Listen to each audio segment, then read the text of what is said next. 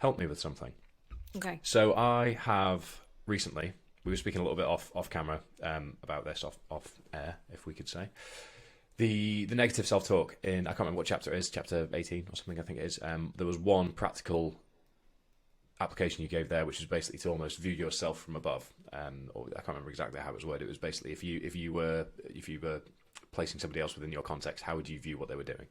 And that really helped me look at things a bit more practically and look at them neutrally. But recently, I've been struggling with spinning multiple plates, facing opportunity that is all positive and it is all worth saying yes to. So I'm struggling to distill down what are the things that I should be doing on a day-to-day basis, what are the things that are non-negotiable, truly non-negotiable, and then where do I fit things that are green zone, me time, relaxation.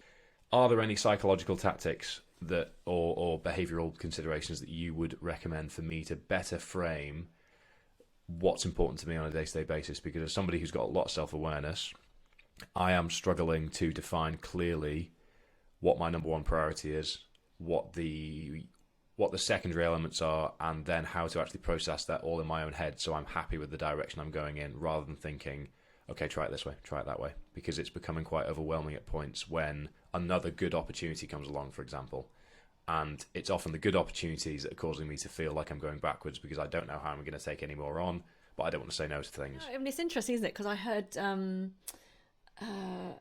a guy talking on a podcast a while back. I can't remember his name now, and he was saying about how, like, being an entrepreneur is like choosing anxiety as a lifestyle, because there's this constant self-doubt and questioning about whether you're doing the right thing or spending your time doing the right thing or the wrong thing, and I absolutely relate to that all the way. Look, because this has been a whole new world to me, and I relate to that idea of sort of constantly, whatever you're doing, you sort of almost feel guilty that you're not doing the other thing, and you can't possibly fit it all in, and how do you know that what you're doing is the right thing? And I guess you don't.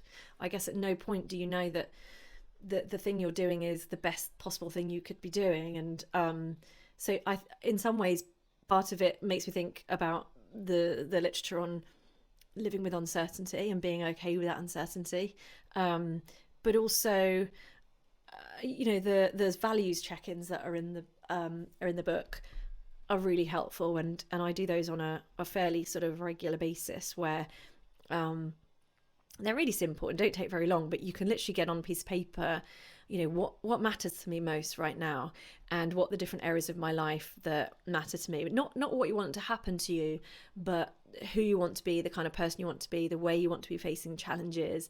And so you might split that into, like, intimate relationships, friendships, career, lifelong learning, creativity, health, whatever those things are. And then you kind of put those ideas into the box about how you want to approach those areas of your life. And you can literally rate them. So you can say, okay, on a scale of, once you've put those words in, on a scale of 1 to 10, how important is it to me? Are these things to me in my life? And you might rate a certain area as 10 out of 10. And then you might use the same scale again and rate it in terms of how closely am I living in line with these values. And let's say you rate an area as 10 out of 10 importance to you, but 2 out of 10 in how much you're living in line with those values right now. Then that can be a really good indicator to redirect towards that area of your life again, and put effort or time into that area. So I don't know, it might be that like for me along the way, something that's probably been a big part of my balancing act along the way is this work taking me away from my children more than I want it to, or does it feel balanced? And often if I feel that the balance is a bit out of whack, I will just redirect and move back towards I took some time back and to spend another day with my youngest and that kind of thing.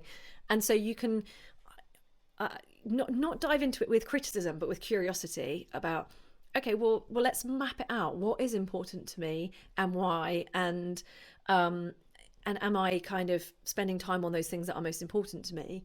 But also, I think alongside that, there is just that degree of tolerating the uncertainty that, wow, I have all of these opportunities presented to me.